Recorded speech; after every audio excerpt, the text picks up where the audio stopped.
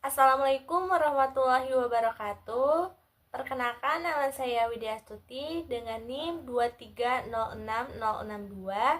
Di video kali ini saya akan menjelaskan tentang pengendalian mutu untuk tugas mata kuliah Manajemen Keperawatan, dosen pengampunya Ibu Haja Winani, Eskepners MKep. Selamat menyaksikan. Pengertian penjaminan mutu kesehatan dan asuhan keperawatan.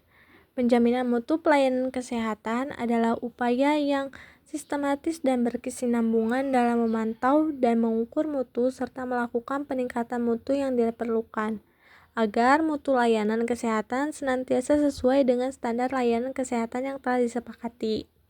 Mutu pelayanan keperawatan sendiri yaitu dapat merupakan suatu pelayanan keperawatan yang komprehensif meliputi bio, psiko, sosio, spiritual yang diberikan oleh perawat profesional pada pasien. Pasien ini berupa individu, keluarga, maupun masyarakat, baik sakit maupun sehat, di mana perawatan yang diberikan sesuai dengan kebutuhan pasien dan standar pelayanan.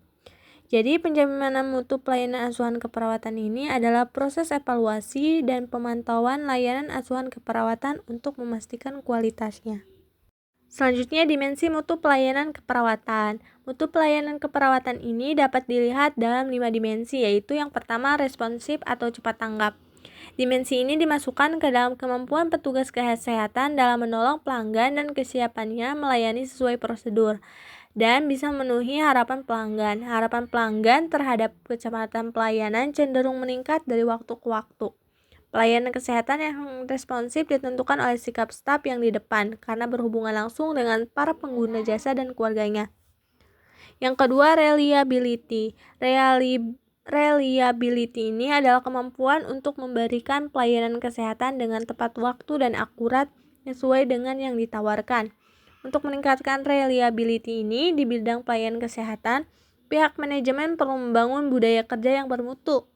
Reliabilitas berkaitan dengan kemampuan menyampaikan layanan yang dijanjikan. Note selanjutnya yaitu asuransi, yaitu kriteria ini berhubungan dengan pengetahuan, kesopanan, dan sifat petugas yang dipercaya oleh pelanggan. Dimensi ini meliputi faktor keramahan, kompetensi, kredibilitas, dan keamanan. Yang keempat, empati. Kriteria ini terkait dengan rasa kepedulian dan perhatian khusus staf pada setiap pengguna jasa, memahami kebutuhan mereka dan memberikan kemudahan untuk dihubungi setiap saat jika para pengguna jasa atau pasien ingin memperoleh bantuan. Yang terakhir, tangible, yaitu mutu jasa pelayanan kesehatan yang dapat dirasakan secara langsung oleh para penggunanya dengan menyediakan fasilitas fisik dan perlengkapan yang memadai. Selanjutnya, prinsip manajemen mutu terpadu. Yang pertama, fokus pada pelanggan atau customer focus. Prinsip ini mengatakan bahwa semua perusahaan bergantung pada pelanggannya. Oleh karena itu, harus memenuhi kebutuhan para pelanggan, baik yang sekarang maupun masa depan, memenuhi persyaratan dari pelanggan, dan terus berusaha untuk melebihi harapan mereka.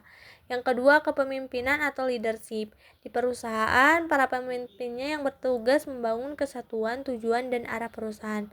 Oleh karena itu, mereka harus menciptakan dan mempertahankan lingkungan kerja yang membuat tiap orang di dalamnya terlibat secara penuh dalam mencapai berbagai target-target perusahaan dalam menghasilkan produk dan jasa yang bermutu. Yang ketiga, keterlibatan semua orang. Karyawan pada semua tingkatan merupakan faktor yang sangat penting dari suatu organisasi, dan keterlibatan mereka secara penuh akan memungkinkan kemampuan digunakan untuk manfaat. Selanjutnya, pendekatan proses. Suatu hasil akan diinginkan secara efisien apabila aktivitas dan sumber-sumber daya yang berkaitan dikelola sebagai suatu proses.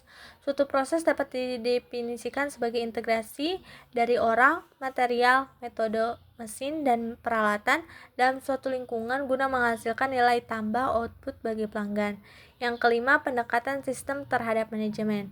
Pengidentifikasian, pemahaman, dan pengelolaan dari proses-proses yang saling berkaitan sebagai suatu sistem akan memberikan kontribusi pada efektivitas dan efisiensi dalam mencapai tujuan. Dan yang keenam, pendekatan peningkatan terus-menerus. Peningkatan terus-menerus dari kinerja secara keseluruhan harus menjadi tujuan tetap dari organisasi. Peningkatan terus-menerus ini didefinisikan sebagai suatu proses, sebagai suatu proses yang berfokus pada upaya terus-menerus meningkatkan efektivitas dan efisiensi untuk memenuhi kebijakan dan tujuan dari organisasi. Peningkatan yang terus-menerus ini membutuhkan langkah-langkah konsolidasi progresif mengenai perkembangan kebutuhan dan ekspektasi pelanggan, dan akan menjamin suatu evolusi dinamik dari sistem manajemen mutu.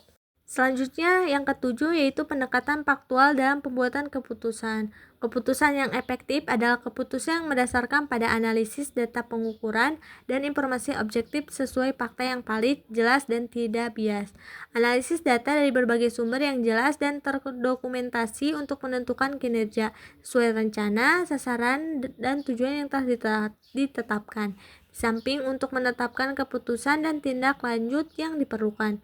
Yang kedelapan, hubungan pemasok yang saling menguntungkan. Suatu organisasi dan pemasok adalah saling tergantung, dan suatu hubungan yang saling menguntungkan akan meningkatkan kemampuan bersama dan mencapai nilai tambah. Pemasok merupakan bagian dari sistem manajemen mutu organisasi yang harus dikendalikan untuk mencapai suatu nilai hubungan yang saling menguntungkan dalam menghasilkan produk atau jasa yang bermutu. Selanjutnya, indikator mutu keperawatan. Kemenkes menyatakan indikator mutu pelayanan keperawatan, yaitu yang pertama, keselamatan pasien. Ini mencakup kejadian infeksi, dekubitus, dan pasien jatuh. Yang kedua, kenyamanan pasien dalam perawatan seperti insiden pulang paksa atau manajemen nyeri. Yang ketiga, pengetahuan pasien terhadap informasi perawatan yang diterima. Yang keempat, kepuasan pasien terhadap perawatan dengan standar lebih dari 90%. Yang kelima, kemampuan pasien dalam perawatan diri. Dan yang terakhir, mengurangi kecemasan pasien. Indikator tersebut bersifat objektif, terukur berdasarkan pengalaman pasien selama menerima perawatan. Baik, materi yang disampaikan cukup sekian. Terima kasih atas perhatiannya. Wassalamualaikum warahmatullahi wabarakatuh.